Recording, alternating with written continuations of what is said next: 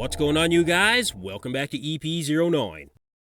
So we're going to start this one off with an update from Karith Baggio. Now, Karith has been working relentlessly since his New York Pro win earlier this season, and for Karith, the goal has always been to bring his absolute best to the 212 Olympia stage. And if you ask him, he is not just looking to improve on this 6th place finish, which I do think he will do better than that this year, but Karith has his sights set on that top spot this year.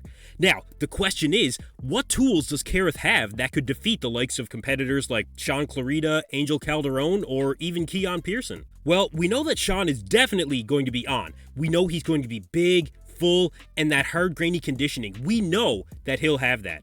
So, for Karith, I think he's one of the very few in the 212 that can really match that hard grainy conditioning as compared to Shaun. I think along with that, he's going to have to be bursting full, absolutely bursting at the seams full, and he's going to have to be more shredded than he's ever been on a bodybuilding stage. And although I do think Karith has the tools to push Shaun, he's got the muscle maturity, he's got the density, he's got the proportions, defeating the likes of Shaun Clarida is a very, very tall order. But he's definitely leaving no stone unturned during this prep. He's demanding the absolute most of himself, and he knows that he has to get past the likes of guys like Angel Calderon and Keon Pearson as well. So this will be a very competitive 212 division this year at the Olympia, and I think you'll see Karith right there in the mix at that first call-out.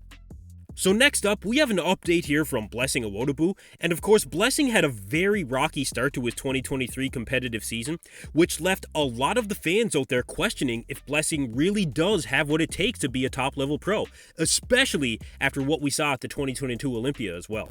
But at 15 days out from the Italy Pro, Blessing says that this will be the best version that he's ever brought to a pro stage, and from what I can see, that may actually be the case.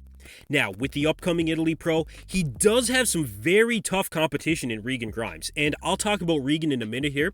But first, the others that Blessing will have to defeat would be most notably guys like Nathan D'Asha and Good Vito. And I honestly think Blessing is going to have a pretty tough time dealing with the overwhelming mass of a guy like Good Vito, even though he's kind of new to the pro stage. And defeating a multiple-time pro show winner like Nathan D'Asha is going to be a massive challenge as well. Now, Blessing will have the aesthetic edge on both of these guys, I think. He does have the superior shape, and if he does bring in that razor-sharp conditioning and maintains a good level of fullness, that's probably the best chance that he has of taking home that win in Italy. So you guys let me know in the comments section where you think Blessing Iwodebu is going to land in the Italy Pro. So next up, we are going to talk about Regan Grimes here, and although we may see the best version of Blessing in just over 2 weeks, based on what we're seeing here from Regan, I think this could be Regan's show to lose at this point. I don't know what him and Milos are doing over there, but every update we see from Regan really shows a massive improvement in pretty much every aspect of his physique. He's been looking bigger, rounder, fuller, more separated, and he is looking to be at his absolute best. In fact, this version of Regan Grimes looks like it far surpasses the best look that he's had to date, which, in my opinion, was the 2021 Legion Sports Fest. Regan looks much more developed, especially from the back, and I do think at this point, if Regan does nail that conditioning in Italy, it very well could be his show to lose. So we'll see how Regan looks as he continues to shred down leading up to the Italy Pro. Now, switching over to Classic Physique, we are still yet to see Wesley Vissers qualify for the 2023 Olympia, and although he hasn't formally announced exactly what show he's doing yet, he does look like he's going to be within striking distance of a show very, very soon. I think that he's within striking distance of the Italy Pro, the European Championships, or the week after that in Spain, the Chiru Classic. Any of those shows would be my guess at this point. And for a guy that's typically very active on social media, Wesley has been relatively quiet this year. Now, I am expecting Wesley to qualify for the 2023 Olympia this year, but I'm especially excited to see the improvements that he's made. Now, he actually had weight to spare before he hit his weight cap at last year's Olympia, and with the increase in the weight caps, this really gives him even more ability to show up improved. Wesley has consistently shown up in better condition with better proportions, and assuming he both qualifies and brings his best to the Olympia stage this year, if this guy does not make the top 5, I think the Classic Physique division as a whole is really going to have to reevaluate the judging criteria, because as I often say, Wesley Vissers really is more classic than the Classic Physique division himself. But for now, I'll let you guys know when he announces which show he's going to do.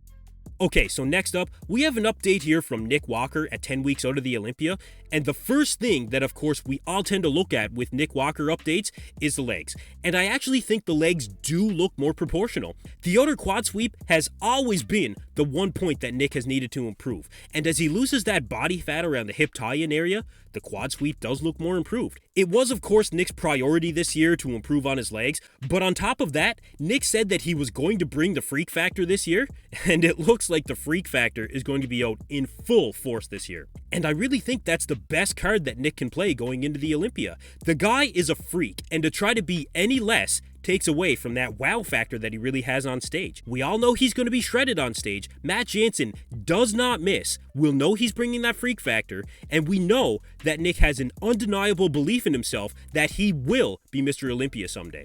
Now, will it be this year? Well, you guys let me know what you think in the comment section below.